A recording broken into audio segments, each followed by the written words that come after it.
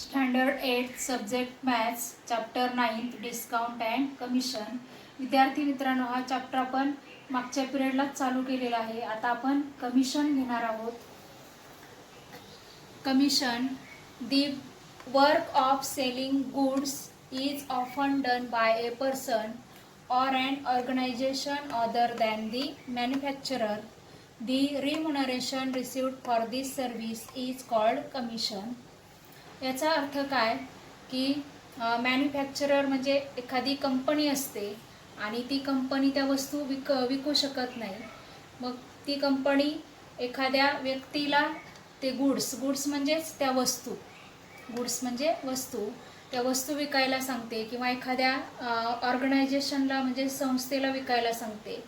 आणि मग ती संस्था किंवा ती व्यक्ती त्या वस्तू विकते आणि त्या वस्तू विकल्यानंतर त्यांना काही पैसे दिले जातात. त्याला कमिशन म्हणतात. The person who brings buyers and sellers in contact with each other is known as a mediator or an agent or a commission agent. त्या वस्तू विकण्यासाठी विक्रेता असतो, एक वस्तू विकणारा असतो, दुसरा वस्तू विकत घेणारा असतो आणि ह्या वस्तू विकणाऱ्याचं आणि विकत घेणाऱ्याचा कॉन्टॅक्ट तिसरीच व्यक्ती घालून देते आणि त्या तिसऱ्या व्यक्तीलाच मीडिएटर म्हणतात किंवा एजंट म्हणतात किंवा कमिशन एजंट म्हणतात. आणि ह्या व्यक्तीला पर्सेंटेजमध्ये कमिशन द्यावं लागतं आणि ही व्यक्ती एकतर विक्रेत्याकडून कमिशन घेते किंवा विकत घेणाऱ्याकडून घेते किंवा दोन्हींकडून पण घेते. आता आपला तर असा अनुभव असतो की घरं भाड्याने दिले जातात किंवा घरं विकली जातात, तेव्हा जो एजंट असतो तो एजंट विक्रेत्याकडून आणि विकत घेणाऱ्याकडून दोघांकडूनही पैसे घेतो. किंवा घर भाड्याने द्यायचं असेल तर ज्या मालकाचं घर आहे त्या मालकाकडून पण कमिशन घेतो एजंट आणि ज्याला भाड्याने घ्यायचे त्याच्याकडून पण एजंट कमिशन घेतो. नंतर रिबेट. दी ऑर्गनायझेशन सच ॲज खादी ग्रामोद्योग भांडार, handloom shop, handicraft emporium etcetera give attractive discount on special occasion. The amount of discount is compensated by the government. This monetary discount is known as rebate. The individuals having income up to certain limit also receive some amount on their payable income tax. This discount is also known as rebate. आणि काही संस्था असतात आणि त्या संस्थां उदाहरणार्थ खादी ग्रामोद्योग भांडार किंवा हँडलूम शॉप असतो किंवा हँडीक्राफ्ट एम्पोरियम, हे सगळे सेल रस्त्यावर पण लावलेले दिसतात किंवा शहरामध्ये पण सेल लावले जातात आणि त्या सेलवर काही लिमिट ठरवून दिलेलं असतं गव्हर्नमेंटने की या लिमिटपर्यंत तुम्ही जर वस्तूंची विक्री केली तर त्यावर तुम्हाला डिस्काउंट मिळेल, म्हणजेच काही पैसे दिले जातात, त्यालाच रिबेट असे म्हणतात. Now let us start practice set 9.2. First sum. John sold books worth rupees 4,500 for a publisher. For this he received 15% commission. Complete the following activity to find the total commission John obtained. आता ही activity आपल्याला पुस्तकात फक्त हे रिकामे box दिलेले आहेत आणि हे रिकामे बॉक्स आपल्याला भरायचे आहेत. यालाच आपण ॲक्टिव्हिटी असं म्हणतो. Selling price of books is equal to, selling price of books दिलेली आपल्याला 4,500, ती लिहिली आपण ₹4,500. रेट ऑफ कमिशन, कमिशनचा रेट दिलेला आहे आपल्याला 15%. The rate of commission is equal to 15. Rate शब्दामध्येच पर्सेंटेज येतं त्याच्यामुळे rate of commission is equal to 15. Commission obtained, commission obtained is equal to 15% दिलेलं आहे म्हणून 15/100. 15% दिलंय म्हणून आपण लिहिलं इथे 15/100 into selling price of books लिहायची इथे आपल्याला 4,500, ते लिहिले आपण इथे. आणि नंतर याचं आपण सॉल्व केलं. सॉल्व केल्यानंतर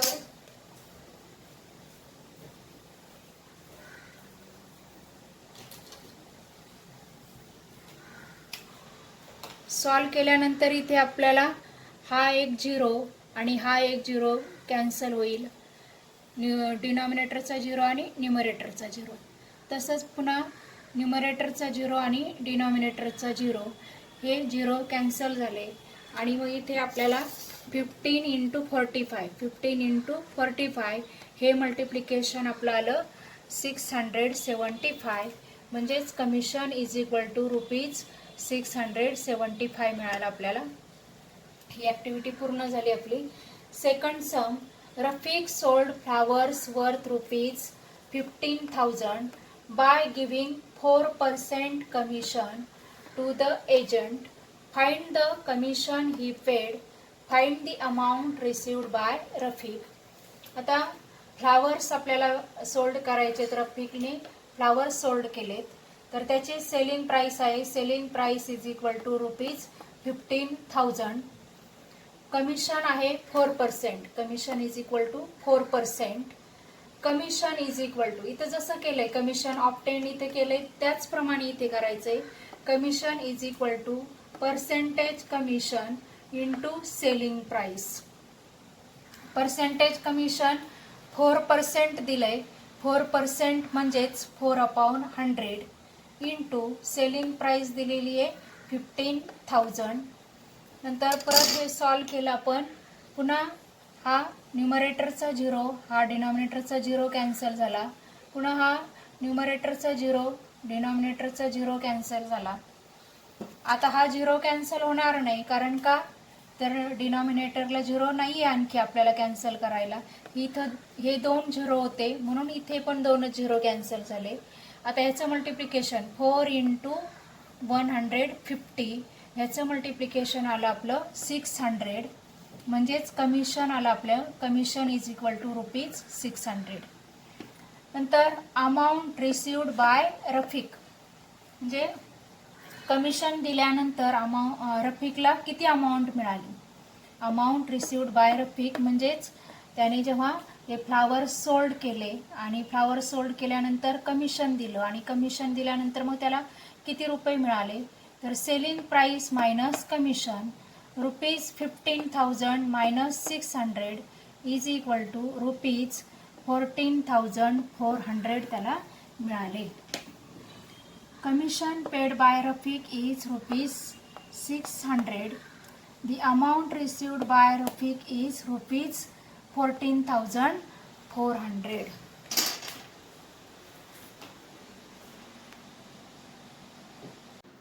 तिसरं सम अगदी पहिल्या सम सारखंच आहे, ते तुम्ही सोडवा.